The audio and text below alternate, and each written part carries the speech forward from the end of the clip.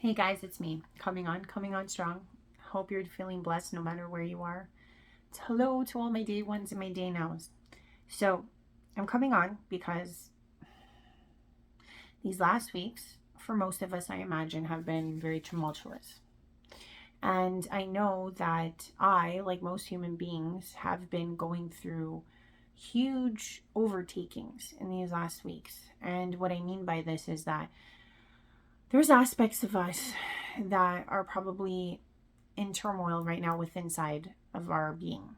And I speak to this because if you saw my video about flotilla, we all know what's going on with Gaza. We're all very aware with what Trump is doing with Iran. We all know what's all the upheaval in the United States, with Europe, with all over the world, Africa, Sudan, all of it. It's all firing up. Pistons are firing.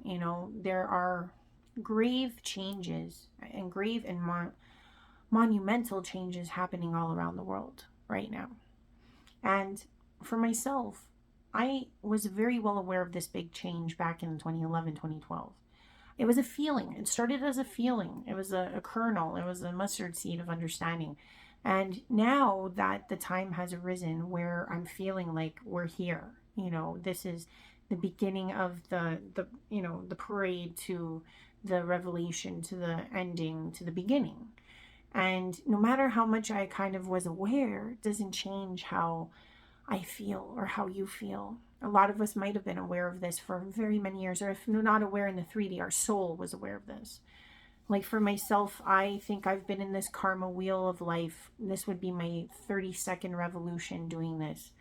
And I was told I'm living out the 33rd because of, when you ascend, it's like you're starting a brand new life. And I know a lot of us have started a brand new life in the same life. We're not the same people anymore.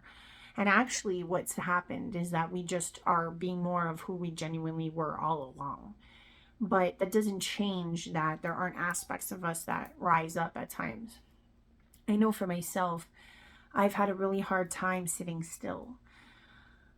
There's an activist bone in my body that keeps chiming up, rising up within me. And I'm being asked all the time to calm down. I'm being asked all the time not to get involved. I'm being asked all the time not to pay attention.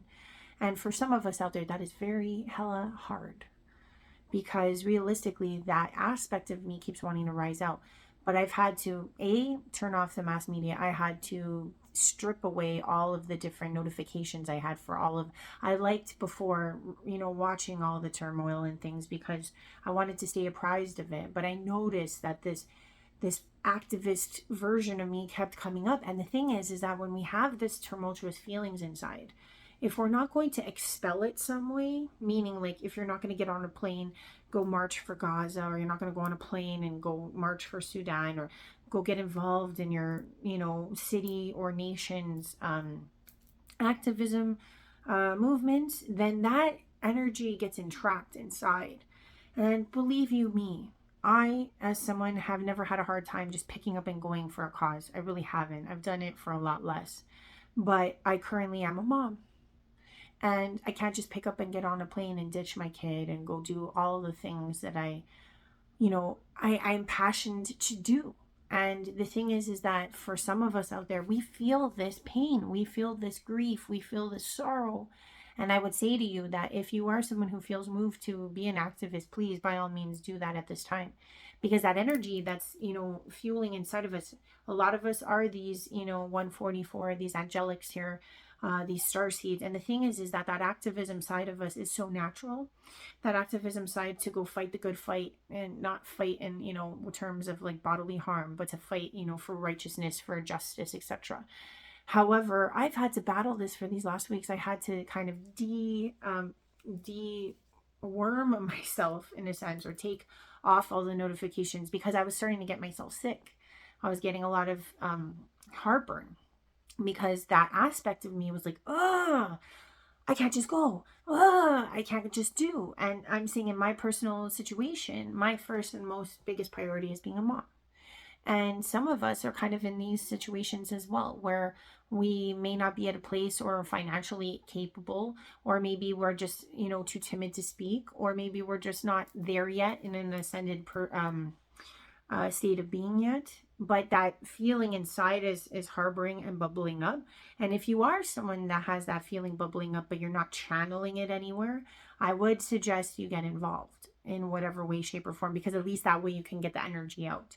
But some of us haven't been able to do that, and I said to myself, I was like, I need to basically weed out all the distraction. And I'm not calling people's pain and suffering distraction, but for myself it is a distraction, because not only does it bring me to sorrow, to sadness, to weakness, to regret, shame, all these negative emotions inside of myself, because I feel shameful that I can't get up and do something. I feel ashamed that I can't go, get on a plane and start marching to Gaza. Like, there's so many things that are inside of me that I wish I could be doing right now. However, the thing is that a lot of us have to realize there is no mistake as to where we are right now. There is no mistake as to what station in life we currently have right now. And to come to terms with that is something that might be a little bit difficult. So I am human. I erred. I realized that I couldn't participate in all of this online anymore, and I couldn't watch the news anymore, because I can't just up and go and do all the things I wished I can do, because I know there is no mistake as to where we are and what we're supposed to participate within our own community, our own nation, our own city. We can only fight for the things that are going on within our own world, so to speak. Now, if you do feel moved to do all those bigger things and you have the capability and you have nothing impeding that cause and you feel like it's something within you, please, by all means. The world is being shaken up, so much so, and it's by design. I know that because back in 2011, 2012, this huge change started off as just a feeling. This big, it felt like a big tsunami was headed towards me, and I feel like the tsunami is here, and it's not even till its fullest capability.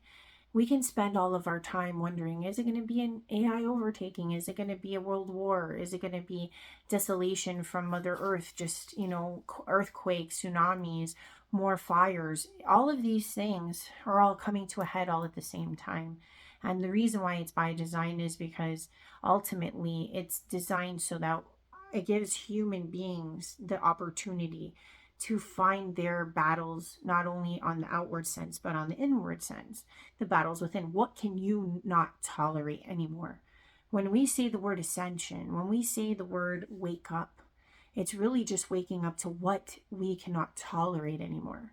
Can we not tolerate being taxed up the yin yang? Can we tolerate watching laws take away our rights? Can you not tolerate resources being taken over, wars being started over resources that are useless, science being debilitated and free energy not available right now, or even though all the science is there, but all these beautiful inventors keep getting killed or keep getting maimed or keep getting quieted, or just they're not being funded.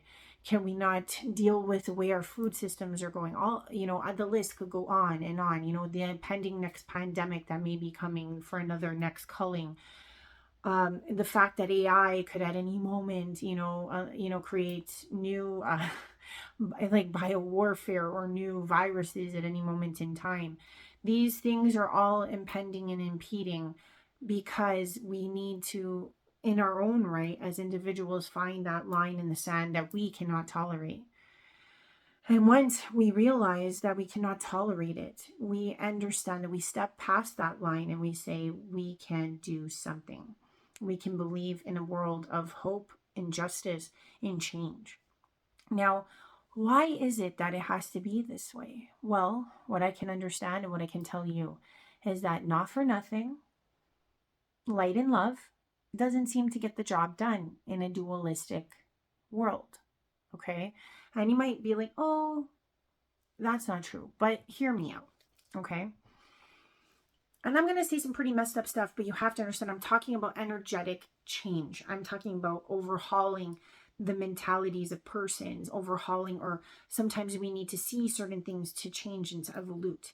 So let's just look at Yeshua, for example. Yeshua came with all the love and light in the world, okay? He was probably the most passionate, loving, giving human being that has ever been seen. There are other avatars that have done the same, if not similar to Yeshua, and the same type of passing of self had occurred. There have been many heroes that have been maimed. There have been many that have come to this world with the same breakdown. And what happens is that for some reason, the negative powers that exist at whatever time that these avatars present themselves. All they want to do is target the good, the light, the love. And a lot of persons all around, right, will fall short of these negative forces. Like if it's not armies, it's police. And if it's not police, it's, the powers that be. In Jesus's time, it was the Romans. In Osiris's time, it was the Pharaoh. There are so many that have come to pass. In Joan of Arc, it was the French revolutionists. In the time of let's say Nelson Mandela, it was the oppressive forces that wanted to jail him. When it came to Martin Luther King, he was an activist and he got killed as well. It's like, I'm just giving examples. There's so many more. I don't have all the time to explain this. But when people try, and this is my fear for even what's happening in Burkina Faso, because that guy's killing it right now.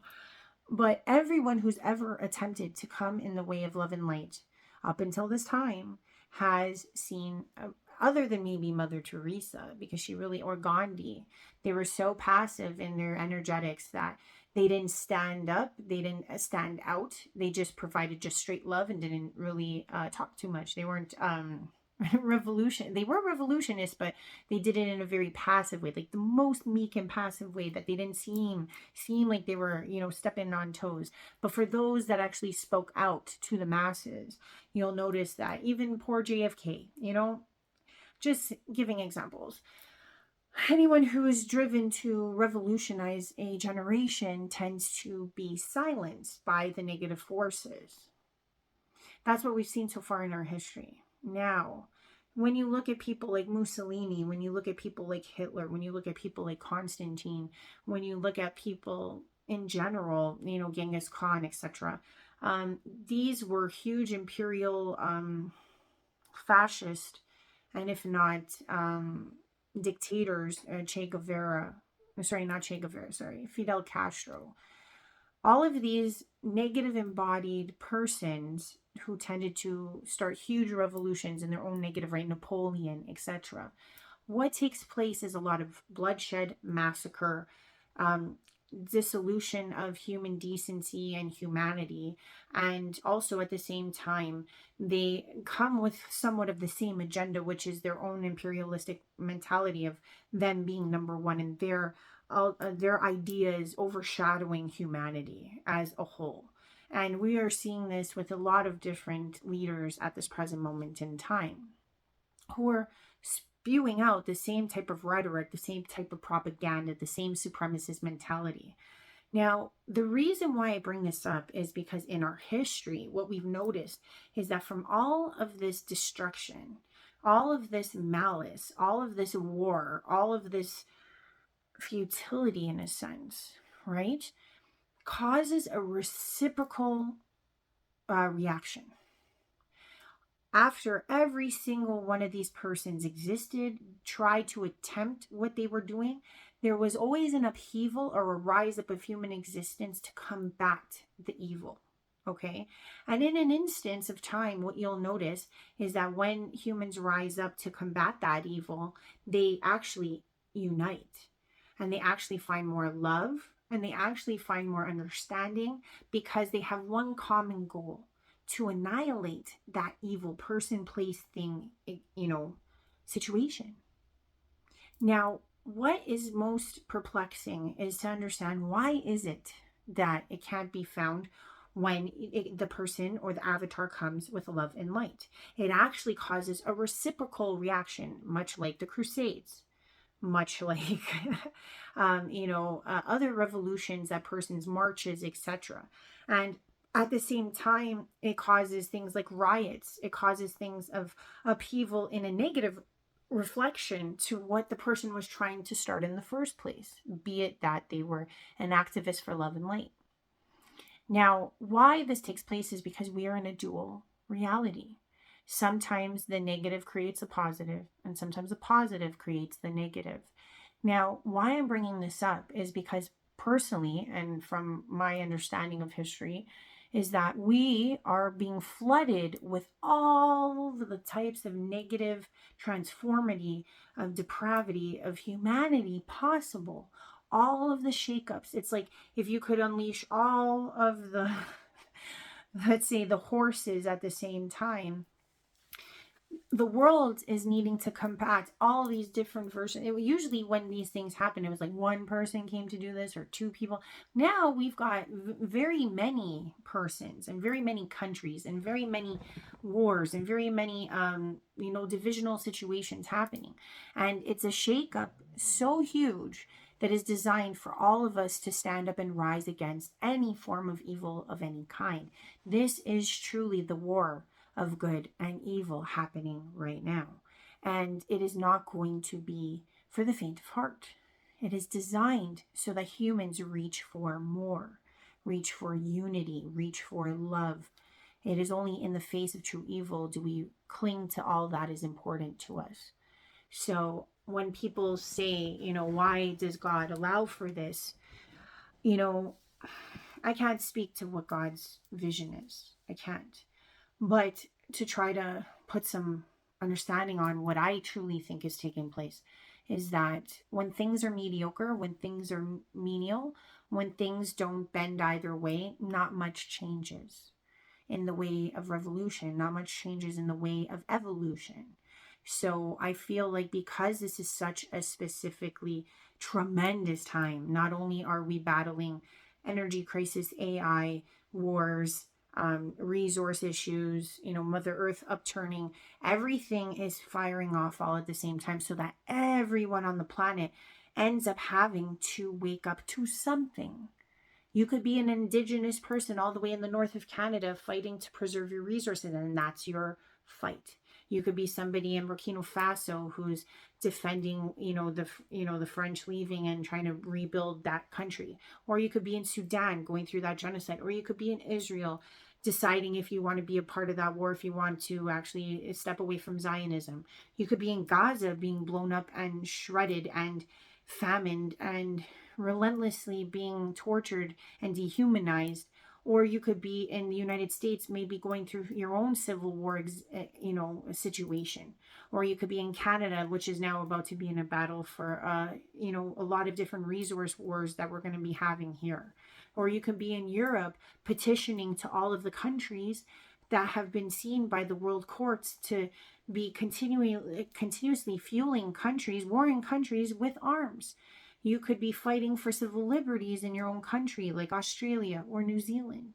You could be in different parts of the world right now fighting for some reason, for some cause, for your line in the sand, because you know that you cannot tolerate the injustice, you cannot tolerate what is happening in your world. And it doesn't matter where in the world you are. You could be an indigenous person in the forest of Brazil fighting for your forest. You could be in any part of this world right now fighting for something. And it's all happening at the same time. It's by design so that we realize what is truly taking place for all of us. We are fighting to be free. We're fighting to find some type of unity across the board. There is not anyone who is not going to feel this. And for myself, as a human being sitting where I am right now, much like you guys, we have to pick our battles, because I know for myself, I'm in a state of being a mom, and I know that I can't just get up on a plane, and I know I can't just do all the things I wish I could do, that inner warrior wants to do. But what I can do is protest in my city. What I can do is bring awareness to those that know me and those that I see online. Yes, I can do what I can by speaking to others within my own community. That is where I'm stationed. That is where you're stationed. And do what you can where you are. I channeled Archangel Michael on my other channel a couple days ago. And for myself, I've been going through a lot of tremendous feelings about all this, upheaval, because I question why, I'm a 40 something, with a child, when I have all this heart to give and I have all this, will in me to do something more. Like I could be campaigning, in another country, or I could be off to sea helping the coral reefs, or I could be doing all these amazing things, or I could be firefighting in BC or Manitoba right now because all the forests are on fire. And all of this is happening all at the same time. And I was really getting sad and mad and angry and frustrated and guilty and ashamed. And when I channeled Michael a couple of days ago, and I was so blessed to have him come through, he basically was trying to relay that the only thing we can do is be who we are, where we are right now, be the ultimate us in the state of presence as to where we are. It's like understanding that there is no mistake as to what station in life you're in right now or where you find yourself. And by being who you are is all you can be. And he was basically saying that these blueprints and these soul outlines are already in play. And it's like if we are to be our best character or our best, let's say, facet, or our best utility is found in just being the us that we are. And if you do want to check that out, it was a very powerful message. I'm not even doing it justice, to be honest, because it's not my message. But I do remember rewatching it and going, oh, thank you, because that spoke to my heart, because in this time I have felt the same way. But I do understand where he was coming from, because there is no mistake. There is, the design is the design. You can't help where you are. You can't help that you're a 10-year-old that may not have the means to go do something. You can't help that you're an 80-year-old in a wheelchair. You can't help if you're a single parent like myself that can't just up and go and jet set around the world whenever I feel like it anymore. And let's say you're somebody who might be, in some type of disability, and you can't just go and do everything you want to do. Or you could be someone who's in a, losing a job because your place of business is in a riot right now. You could be in a part of the world where your job's getting taken by AI. There's so many different happenings that are so well placed that all of us can only be where we are right now. We can only do what we are right now. And we can only, traverse the world that we are put in right now. And I know for myself, that was a really hard pill to swallow, because I know a lot of you, like myself, were these freedom fighters, were these angelics. And it's really hard for us to just keep swallowing all that we see in this reality. And the thing is that no matter how long I knew that this coming was to come upon us, it doesn't change that I don't have these inklings and these feelings and these rages inside to be like, I could do more. I should be out there at the front lines. Like there's so much in me that feels that way, and I'm sure you guys do too. So I had to turn it all off, because if I can't do all the things I want to do, if I am to just sit where I am and be the best me that I can be, I can't be distracted in everything that I'm seeing. I have to just focus on the present moment. I have to focus on my own world. I have to focus on the persons that I touch, the persons that need me, because I don't know what me being me can create. But me being distracted and me being angry and me being mad and me being sad and all of these lower, vibrations. But it was something I had to go through, much like you guys too, because I tried to challenge all the time, this idea of like love and light. Everyone's always like, oh, love and light to the utmost degree. And I am not somebody who doesn't sympathize with that, because I know those are the highest vibrational emotions to encapsulate oneself in at all moments in time. Okay, if you could be in love and light all the time, you literally would not be in this dimension. And if you could embody like that formation, you would be like Buddha, the happy go lucky Buddha all the time. And it's not to say that there aren't those that are ascended enough to embody that all the time. But as those that are working and processing all of this and trying to transmute all of what we feel in this age right now, I am here with you, because I know it is not easy. And much like, to understand the embodiment of what love and light is, I truly feel like we have to kind of traverse both the darkness and the light to understand it fully. Because I feel like, how could I ever come to this understanding and conclusion that it's all love and light without understanding the darkness too? Because I find that the ways I find a true, well-rounded understanding of all of it is to look at all the angles and all the ways of being and all the emotions associated. because I can't deny or try to stuff down all that I feel inside. It would injure me. It would put me in disease, you know what I mean? So it's like we all have to process all of these emotions and to know that it is all ordained to be this way, no matter how chaotic it seems out there.